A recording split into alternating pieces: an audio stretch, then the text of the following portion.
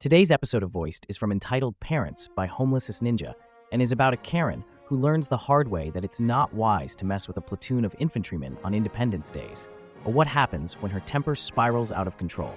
Subscribe if you enjoy. This happened about 13 years ago, and I have been out of the Army for 10 years myself.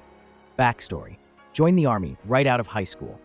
During basic training, I volunteered for a unit within the Army known as the Old Guard, TOG from here on.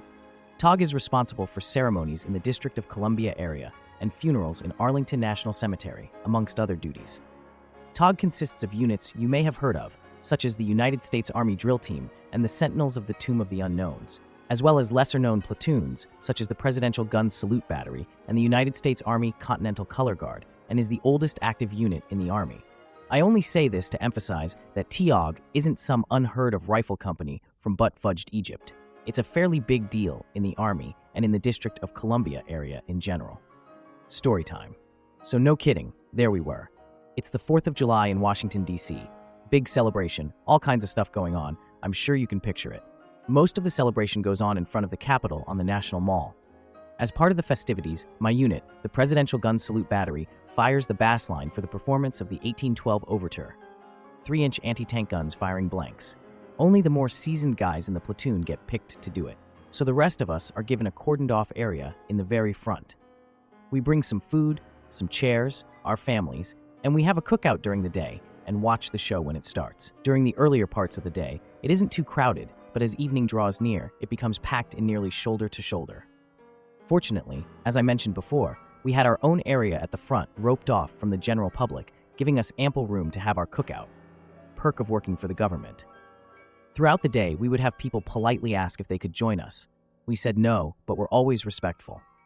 We weren't in uniform, but we had our unit t-shirts on, so we were still representing the Army. Enter Karen. It's midway through the afternoon, still a few hours before the show. We're enjoying the weather and the time off. I happen to be near the edge of our area when I hear someone behind me. I turn around, and there she is, pinched face and a haircut that says, "I want to speak with your manager's manager."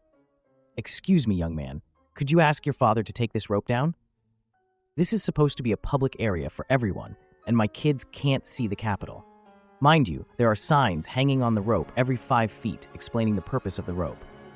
With my best public relations smile. "I'm sorry, ma'am, this area is reserved for members of the Old Guard and their families. If you'd like to come back a little closer to dusk, we'll be taking the rope down around then." The Old Guard, I've never heard of that before. Always happy to drop knowledge. "Ma'am, the Old Guard is the primary ceremonial unit for the United States Army and escort to the President of the United States of America. I don't see the President. Shouldn't you be escorting him or something then?" I had no idea how to respond to that. Fortunately, I was saved. PSG from here on. "Good afternoon, ma'am. I'm Sergeant First Class Guy in Charge," obviously made-up name. What seems to be the problem? As I knew this was my cue to leave, I went back to my chair and observed their interaction. Couldn't hear anything, but the interaction concluded with Karen walking away, looking annoyed. Didn't think anything else of it until about 2 hours later. We're cleaning up our trash, breaking down the chairs and tables and such. Out of the corner of my eye, I see Karen approaching again, this time with 2 Capitol police officers in tow. PSG must have noticed too. I heard him mutter, "What in the heck?" under his breath as he walked to intercept the trio. I didn't hear all of the conversation, but we all heard about it later. "Officers, what seems to be the problem?" Obviously exasperated by the situation, Sergeant Guy in Charge. "We received a report that your soldiers were making inappropriate gestures and comments towards this woman's family. Is there any truth to this?" "Absolutely not. I've been supervising them all day. Nothing even close to that has happened today." Nodding as though this was what they expected. "We had assumed that, but we had to follow up. Sorry to bother you." "You mean you're going to just let him sit there and hog up all of the space? I drove my kids 9 hours to see this." "Ma'am, these men are here with the express permission of the Capitol Police and the District of Columbia. There are signs there," points to a sign not 3 feet away that explicitly state that, trying to defuse the situation. "Ma'am, we're cleaning up our area right now.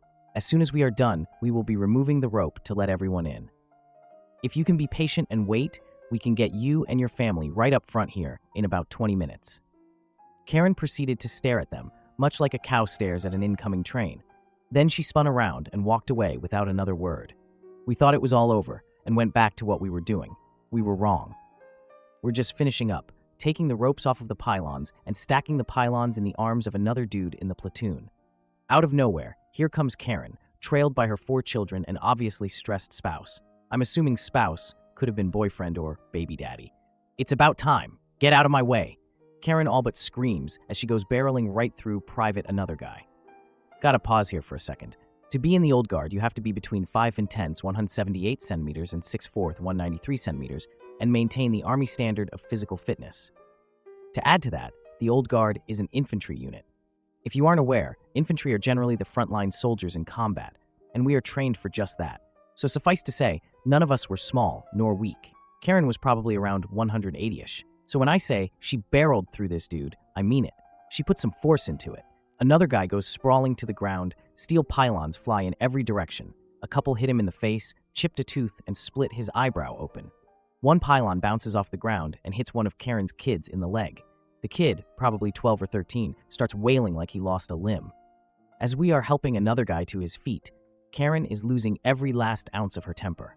Red-faced, screaming about how she's going to sue us for assault, how we probably aren't even real soldiers, how we've ruined her family vacation, blah blah blah. At this point, Platoon Sergeant is done with her. If Karen thought she was being loud, she quickly learned there are few things louder than a pissed-off senior non-commissioned officer. With a single word, he quieted everyone within 50 feet of us. Stop, for dramatic effect. That is enough. You have been harassing me and my soldiers all afternoon. We have tried to be nice. We have tried to be respectful. You have been nothing but rude. Now you've injured one of my soldiers. This stops, now. I think Karen might have had a small stroke right then. She stood, mouth agape, not able to utter a single word. And then, as if right on cue, here come those 2 Capitol policemen. They hadn't been far away and had seen the entire incident. I didn't think Karen's eyes could get any wider until the first officer pulled out a pair of cuffs and said, "Ma'am, turn around and put your hands behind your back. You are under arrest for assault and harassment." She tried every excuse she could think of, but the cops were having exactly none of her nonsense. They talked to another guy. He wanted to press charges. So they carted her off. I don't know what the father did with the kids. They disappeared when the cops took Karen. Come to find out, after another guy comes back from the court hearing, Karen had been carrying 3 bottles of pills that weren't hers and 2 stolen credit cards when the cops searched her. No idea what kind of time she got, but it wasn't enough. After all was said and done, we watched the 1812 overture and laughed about Karen for weeks afterward. Another guy was fine, a chipped tooth and a little bit of bruising. Nothing major, fortunately. Moral of the story, read signs, don't mess with the infantry. Wow, what a wild ride. I can't believe how Karen thought she could waltz in and bulldoze her way into a reserved space that had clear signs everywhere. The sheer audacity is next level. But honestly, it's a great reminder that sometimes people just need to check their entitlement at the gate. And that amazing pivot when the PSG stepped in was epic. I mean, talk about an authoritative presence. It's so satisfying to see that her actions had consequences, especially after all she did to escalate the situation. What a twist of karma. What are your thoughts? Do you think Karen learned her lesson or just chalked it up to a crazy vacation story? Let's hear your takes in the comments. Thank you for listening to today's episode of Voiced. If you enjoyed daily high-quality stories, please like and subscribe to show your support.